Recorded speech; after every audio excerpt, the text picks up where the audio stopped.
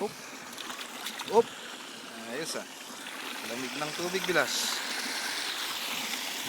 Medyo malakas ngayon ng tubig. Op. Hanggang tuhod, hanggang tuhod. Op.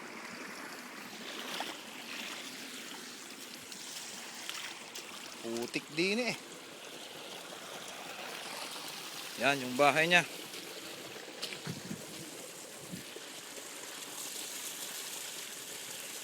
Ano kayang kwan dito bilas? Text mo nga halimbawa mapanood mo to.